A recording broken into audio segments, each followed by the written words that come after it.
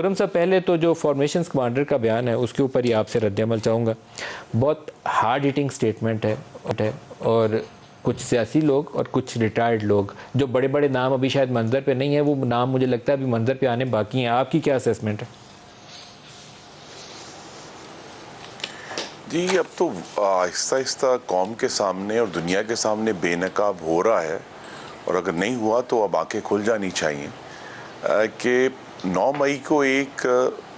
بغاوت کی سازش تھی. چونکہ پاکستان میں بغاوت کے قوانین میں وہ ارتقا نہیں ہوا جو ہونا چاہیے تو امریکہ نے ابھی جو 6 جنوری 2021 کو ان کی پارلیمان پر حملہ ہوا تھا ان حملوں کے ماسٹر مائنڈ سٹیورٹ روڈز کو 18 سال کی قید ان کی عدالت نے سنائی ہے اور اس پہ جو الزام لگا ہے وہ اہم ہے. اس کا جو فریز ہے اور وہ ہے سیڈیشیس کنسپیرسی، بغاوت والی سازش. تو کچھ ایسا ہی کام یہاں 9 مئی کو بھی ہوا ہے. تو لہٰذا ہمیں سبق سیکھنا ہے کہ جمہوری ملکوں میں بھی اگر کوئی تشدد ہوتا ہے اور وہ اگر کہا جائے کہ سیاسی جماعتوں کے کارکنوں نے کیا ہے تو اس کو کسی بھی طرح اس تشدد کو احتجاج کا نام دے کر آپ قالین کے نیچے ڈال نہیں سکتے، آپ اس کو معافی نہیں دے سکتے. اور یہ نرمی شاید ہوئی 2014 میں جب انہی لوگوں نے آپ کو یاد ہوگا پاکستان ٹیلی ویژن پر ڈنڈے لے کر قبضہ کیا تھا اور انہی لوگوں نے سینکڑوں اسلام آباد پولیس کے اہلکاروں کی ہڈیاں توڑی تھیں، ان کو ڈنڈے مارے تھے اور یہ پارلیمنٹ کا جنگلہ گرایا تھا. انہوں نے صدر ہاؤس کے گیٹ پر حملہ کیا تھا. اس وقت یہی کہا گیا کہ جو 2014 کے اندر سیاسی احتجاج ہے، پارلیمنٹ پہ جو کچھ ہوا تھا اس کے منصوبہ ساز کون تھے، اس کے پیچھے ماسٹر مائنڈ کون تھے؟ کیونکہ اس وقت بھی کچھ لوگوں کا نام آیا تھا جن کا ایجنسی کے ساتھ تعلق تھا. جی ماسٹر مائنڈ اس وقت کی مقتدرہ تھی. اس میں تو کوئی ہمیں اب یہ سارے معاملات اتنے کھل گئے ہیں کہ ہمیں قوم کو کھل کر بتانا ہے کہ بول کے مختلف اوقات میں کیا ہوا. اب وہ بات ہے کہ چونکہ وہاں اس وقت سزا نہیں ملی یا ان کے پاس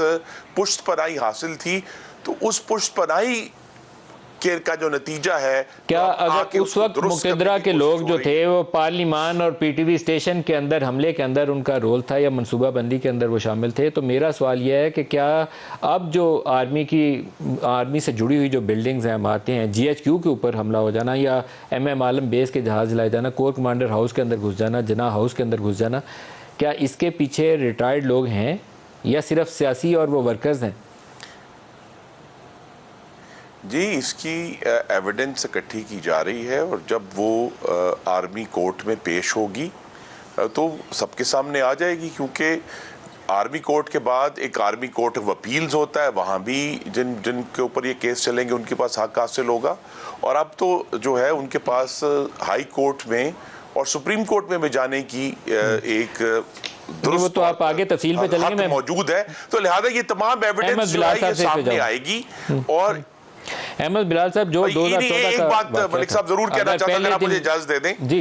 کہ اہم بات یہ ہے کہ تمام جو کیسز ہونے ہیں چاہے وہ سویلین کورٹ میں ہیں چاہے وہ آرمی کورٹ میں ہیں، بہت سنجیدہ کوشش ہے انشاءاللہ کہ وہ تمام ثبوت اور شواہد کی بنیاد پر پروسیکیوشن ہوں گی اور جن کے اوپر ثبوت نہیں ہے ان کو رہا کر دیا جائے گا.